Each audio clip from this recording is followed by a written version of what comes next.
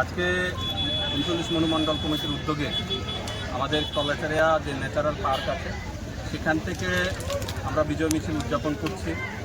আপনারা জানেন যে ভারতবর্ষের একটা ঐতিহাসিক যে রেজাল্ট গত 4 তারিখ আমরা দেখেছি যে পশ্চিমবঙ্গের মতো রাজ্যে যেখানে দীর্ঘ সময় কংগ্রেসের একটা সময় রাজত্ব করেছিল, পরবর্তী সময় টানা 35 বছর বামফ্রন্টের শাসন, এরপরে 15 বছর টিএমসির শাসন সেখানে চলেছে।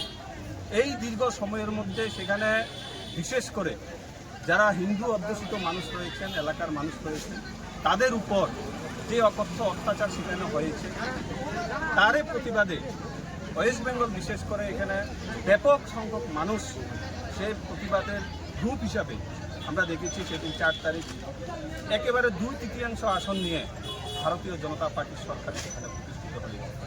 মানুষ চাইছে মোদিজির নেতৃত্বে পুরো ভারতবর্ষে যে সবকা সাথ সবকা বিকাশের যে লক্ষ্য সেটা প্রকৃত অর্থে প্রত্যেকটা রাজ্যে সেখানে ইমপ্লিমেন্ট করা হোক। তার জন্য ব্যাপক অর্থের মানুষ আজকে মোদিজিকে সমর্থন করছে, বিজেপিকে সমর্থন করছে।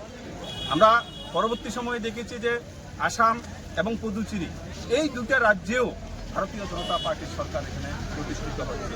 আগামী দিনের ভারত বিকশিত ভারত চাইছে, আগামী দিনের ভারত শ্রেষ্ঠ ভারত চাইছে। সেই লক্ষ্যকে সামনে রেখে ভারতবর্ষের সরকার সেখানে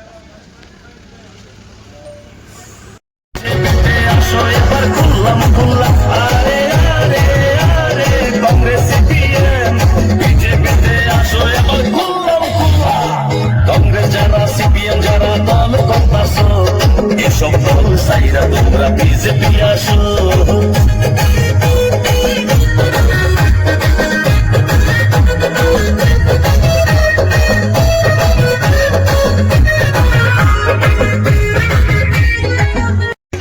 ভোটের সময় এখন তারা জোট বাঁধছে, এত বছর লুকিয়ে প্রেম করলো যে তারা এই বছর